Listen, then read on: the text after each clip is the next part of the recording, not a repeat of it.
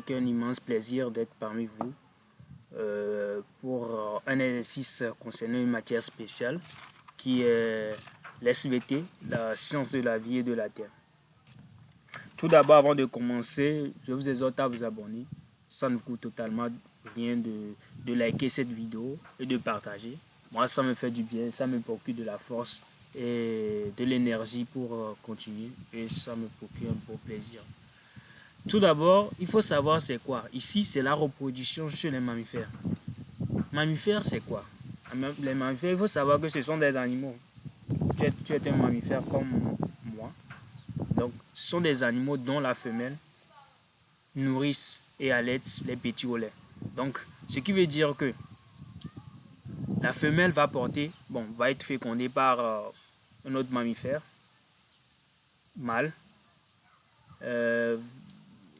avec un spermatozoïde qui croisera l'ovule pour former un zygote. Donc, le zygote va évoluer jusqu'à l'évolution, va donner la femelle va donner naissance, donc, et le petit va être allaité au sein. Donc, c'est ça à peu près, mammifères en général. Allons-y avec l'exercice sans plus tarder. Voilà l'exercice qui va se présenter à l'écran. Voilà, c'est juste... on va aller avec le grand A qui dit: le document ci-dessous représente une coupe de testicules d'un mammifère adulte. Donc on nous dit d'annoter ce document, de donner le rôle des cellules portant le numéro 2. 3. D'exposer à partir de vos connaissances les conséquences de la destruction totale des cellules portant le numéro 1. 4. Les cellules portant le numéro 2 ont une quantité d'ADN égale à 7,2 picomètres, classée en justifiant la réponse les cellules du document ci-dessous en deux groupes. Les cellules qui ont la même quantité d'ADN et les cellules qui ont la quantité d'ADN différente. Donc sans plus tarder, on va aller avec la correction parce que le temps...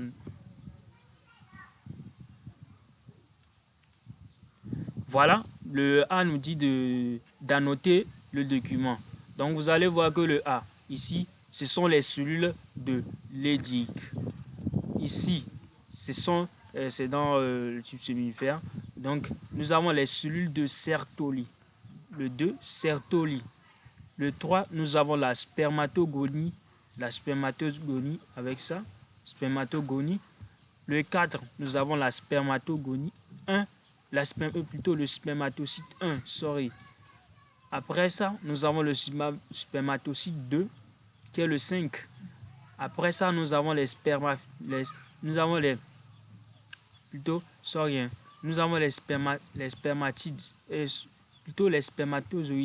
Sorry, ici, ce sont les spermatozoïdes. Et ici, le 7, ce sont les spermatocytes. Ce sont les spermatocytes.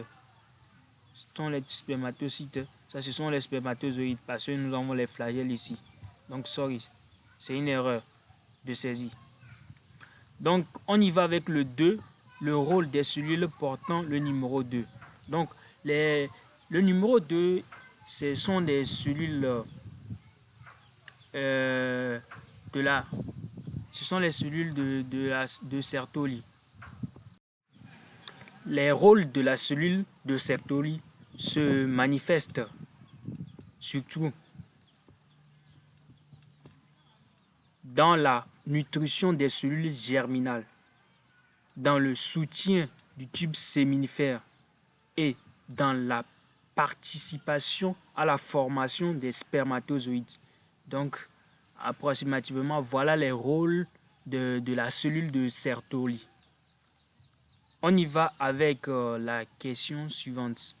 On dit: 3. Dû d'exposer à partir de vos connaissances les conséquences de la destruction totale des cellules portant le numéro 1. Les cellules portant le numéro 1, ce sont les cellules de Leydig. Donc, la destruction totale des cellules de Leydig provoque la disparition de la fonction endocrine testiculaire. Donc, ces cellules produisent une hormone sexuelle mâle appelée la testostérone. Cette hormone libérée dans le sang détermine à partir de la puberté l'apparition et le maintien des caractères secondaires. Donc, ce qui veut dire que si on détruit totalement la cellule de Leydig, donc il n'y aura plus la production de la testostérone, il y aura plus la production de la testostérone qui va entraîner quoi? Il n'y aura plus l'apparition des caractères sexuels secondaires chez l'individu. Donc, c'est ça à peu près. Donc, ça supprime la fonction endocrine du testicule. Donc, c'est tout ce que la cellule de Leydig lors de sa destruction. Donc, le 4, je vais revenir sur la page, nous dit quoi? Les cellules portant le numéro 2 ont une quantité d'ADN égale à 7,3 picomètres. Classées en justifiant la réponse, les cellules du document ci-dessous en deux groupes. Les cellules qui ont la même quantité d'ADN et les cellules qui ont une quantité d'ADN différente. Donc, on y va.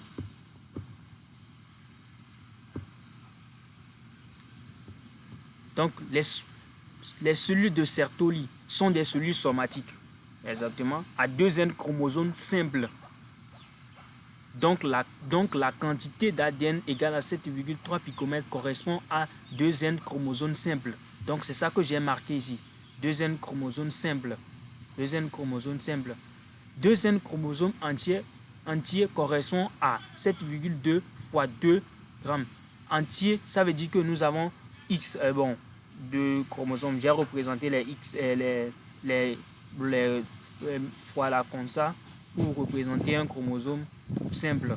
Donc, nous avons le chromosome entier, ça veut dire que 2 chromosomes simples. Donc, ça veut 1 et 2 collés. Donc, ça veut 2 pour trouver la quantité de. Ça veut 7,3 fois 2 égale à 14,16 picomètres d'ADN. Par contre, si on veut calculer n chromosomes simple, correspond à la moitié, évidemment. Parce qu'on cherche simple, ça là. Donc, ça fait quoi? Ça fait les 7,3 divisé par 2. Parce qu'on avait le N et le 2N simple, chromosome simple ici. Or, on enlève 1. C'est le 1 qu'on veut déterminer. Donc, c'est le 1 qu'on veut déterminer. Donc, ça fait quoi? Ça fait 7,3 divisé par 2. Donc, ça donne quoi? 3,665 picomètres d'ADN. Et enfin, le N chromosome entier correspond quoi? Ça fait 7,3. Pourquoi? Parce que si on enlève le N, on enlève, ça va N ici. Donc, ça va donner ça là. Donc, ça va N chromosome entier. N chromosome entier égale à 3,65 fois 2, qui est égal à 7,3 picogrammes. Donc, voilà le tableau qui résume tout. Donc, nous avons les cellules qui ont une quantité d'ADN égale à 7,3 picomètres et les cellules qui ont une quantité d'ADN différente de 7,3 picogrammes. Nous avons 2 N chromosomes entiers. Ce sont les spermatocytes 1. Bien évidemment, au niveau de la méiose, au niveau de la méiose, la spermatocyte 1. Donc, ça va 2 croix 2 fois. Donc, 2 chromosomes simples, 2 N chromosomes simples égale à la cellule de Leydig. La cellule de Leydig. N chromosome entier, 7, spermatocyte 2. Spermatocyte 2, donc ça revient la spermatocyte en spermatocyte 2. Donc, ça revient à ça. N chromosome simple, 3,5. On est en ça là. Donc, ce sont les spermatides et les spermatozoïdes. À la fin, on trouve 4 trucs là. On trouve 4 spermatozoïdes à N chromosome simple. Donc, c'est tout ce qui se résume au niveau du A. On y va avec le B. Le B, on dit B. Le document ci-dessous, suivant plutôt, montre une coupe schématique d'un spermatozoïde humain. Donc, on dit 1. D'annoter ce document. 2. De préciser le lieu de formation du spermatozoïde. 3. De préciser le rôle des structures 1, 3, 5, 6 dans l'accomplissement de la fonction du spermatozoïde. Donc, on y va.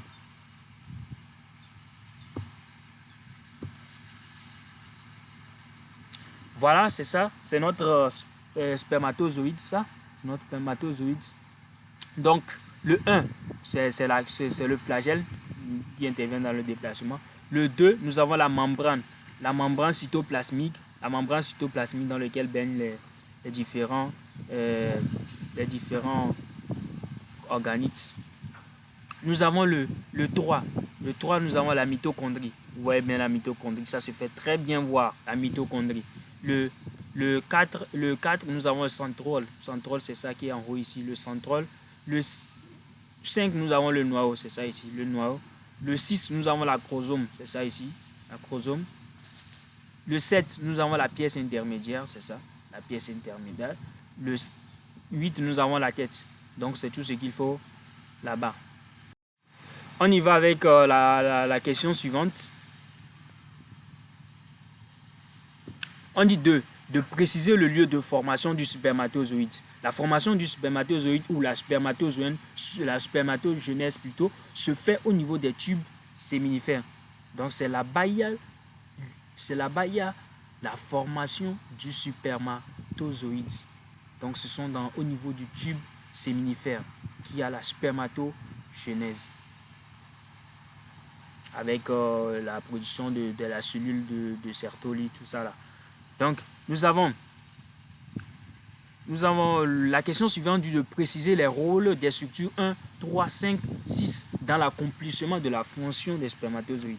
Donc, nous avons la structure, nous avons les flagelles qui est le 1, qui assure la mobilité. Donc, c'est avec ça, le chromosome va se déplacer pour aller féconder l'ovule. Donc, sans ça, lorsque le spermatozoïde rentre, comment il va faire pour se déplacer? Ok, nous avons la mitochondrie, donc la production de l'énergie nécessaire à la mobilité. Donc sans énergie, comment le spermatozoïde va aller? Le noyau, transfert de la moitié de l'information à l'origine de l'œuf. Donc ça donne l'information génétique. Donc ça contient plutôt l'information génétique. L'acrosome assure la perforation ou l'hydrolyse de la zone de pellucide. Donc lorsque le spermatozoïde veut rentrer, donc c'est ça qui va permettre de fusionner la paroi de l'ovule pour pouvoir rentrer, pour pouvoir mettre sa tête et jeter le matériel génétique, le noyau, à l'intérieur de l'ovule pour assurer la fécondation. Donc c'est tout ce que je voulais vous présenter aujourd'hui dans cette vidéo concernant la SVT sur la reproduction des mammifères. Et je vous exhorte à vous abonner, de liker la vidéo, ça ne vous coûte totalement rien, moi ça me fait du bien, ça me procure de la force à continuer. Donc on se dit à plus pour une autre vidéo concernant la reproduction sûrement.